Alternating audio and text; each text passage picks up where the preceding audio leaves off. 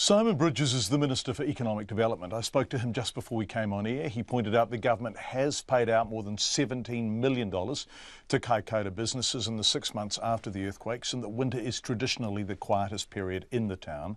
But he says there is still $1 million available to help businesses in real trouble. There's been about 16, well, I was going to say applications, but actually they're applications that aren't fully formed, that are being processed.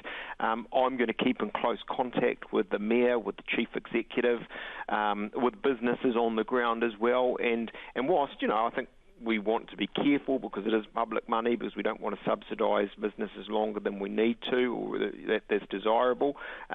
We'll try and keep an open stance so that we are being flexible to the need that is there. Okay, how many businesses, you talked about the $1 million which just came in at the beginning of May, how many businesses have actually had sign-off on any of that money so far? None at the moment, and in fact, I suppose it's surprising to an extent that the number of people who've been very interested in that hasn't been, as I say, particularly high. It's about 16 that are going through the process at the moment. I think we'll see that go up, and I would urge people who are there on the ground, who believe they are doing it tough, who think they won't get through until the road opens, State Highway 1, to make sure they are in contact with the Mayor, with the Council, about this fund and wider needs they might have. Okay, it's not very much money, is it? It's $1 million.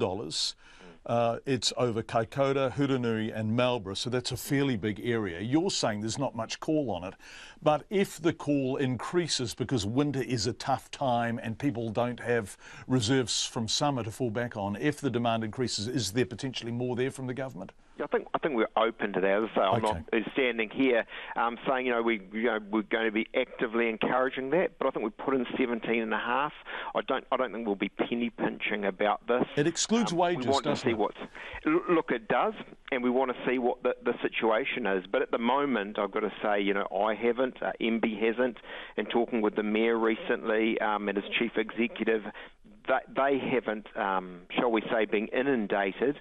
But look, I think we've got to be open about this and see what really is happening, because it's early days for this $1 million. And then let me repeat, I think we'll be open to sort of seeing how it progresses and whether more is required. The big issue is that people can't get there, right? Or they can't get there without making a hell of a lot of effort. And the lovely thing about Kaikoura is you could head from north to south or south to north, going to or from the ferry, and stop in for a lovely day or two on the way by. Joanne James, who runs the Sierra Beachfront Motel, hasn't had a booking for over a month. What do businesses like that do?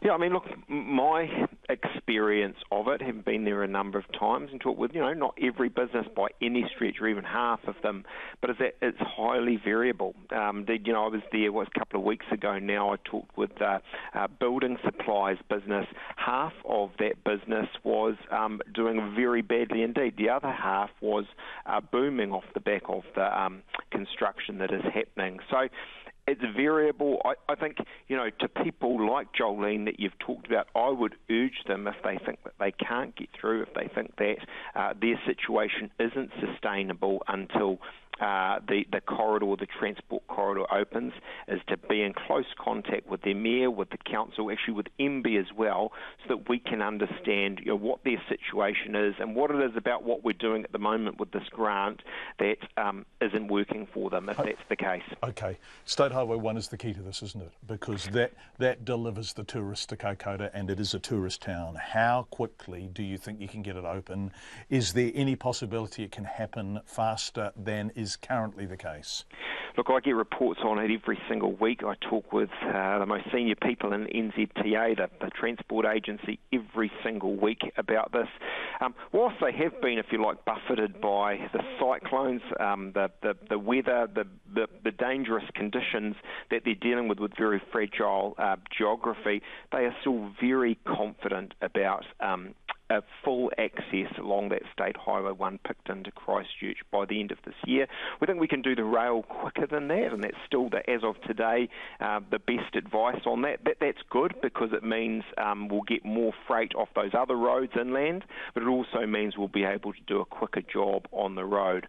So I wouldn't want to overpromise, but I think it is still the case, despite some setbacks actually, that we are on track for having full access along that road by the end of the year. And actually, can I just say this, from south of Kaikoura into Christchurch, where we have had it open, but where we always knew there were going to be issues, and bad weather did bring down more aggregate, we think we can get that part of it back up and running reasonably soon. Okay, one final question. So we're talking 7 months until State Highway 1 in full between Christchurch and Picton is open again.